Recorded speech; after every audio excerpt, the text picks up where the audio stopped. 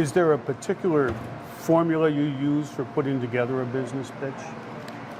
Yeah. Yeah, look, look, at the end of the day, I'm a storyteller, right? And so I wanted to tell a story that, you got to know your audience. So what and who are you pitching to? Right. Because I always say, are you pitching to an investor? Are you pitching to an internal client? Are you pitching to your dad or your mum? Are you pitching to your rich uncle? They're all legitimate people, and there's a lot of money that comes out of those corners. I can tell you. Particularly now. Yes. and so knowing who you're pitching to is really important, and what's in it for them. So even then, we've now done, I've done hundreds of pitches to hundreds of different investment groups over the years, and every investment group has a nuance or something that they're looking for. We want to see a bit more green initiative in that, or we'd like to know how that helps the education sector, or we're really passionate about orphans in Africa. Yeah. And so we want to see something that relates to how that's going to help that, because we want that investment to pay for that. And so, I mean, that's a funny example, but you see this on the Shark Tank, right? For example, where they go in and they have one person in mind that they want to get the investment from, because it's going to help them. It might be QVC, or it might be somebody who just understands toys, or somebody who understands healthcare products. Yeah, one of the sharks will tell them no. They'll say thank you very much. They'll smile and look at the next one. The one they really want. Yeah, and they know that too. Yeah.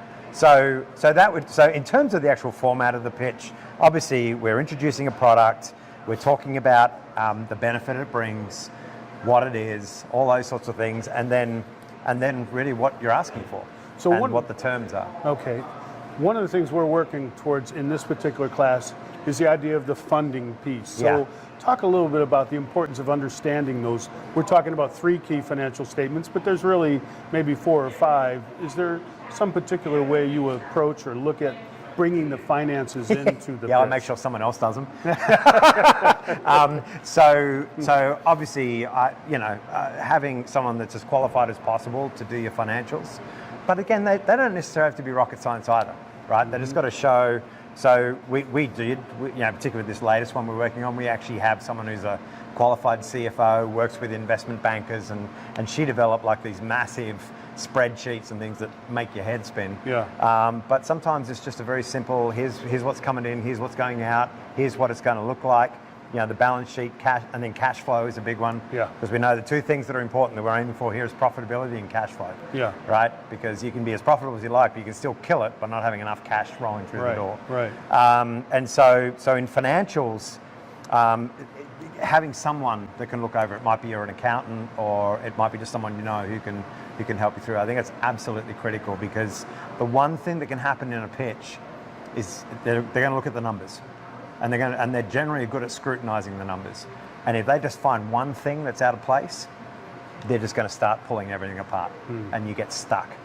And so in the pitch itself, do you bring a summary to the point, and then if they want to go further, you have it? Yeah, so typically we have what's called a pro forma document, like a summary statement that would be on the slide deck or the handout deck that you give to them.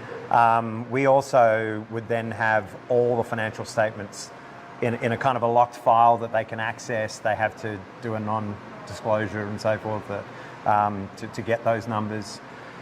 And so, but really at the end of the day, if they've got questions, they're going to ask questions. It's kind of like you don't turn up to these pitches with a 60-page business plan, right? You have 1 page at most, and your pitch deck. Your pitch deck's usually enough. And so, but the other thing is, as you're doing the financials, make sure the investor's position is noted in the financials. That was something I learned really early on. I kept sort of just putting in there like, well, where do I fit? Gotcha.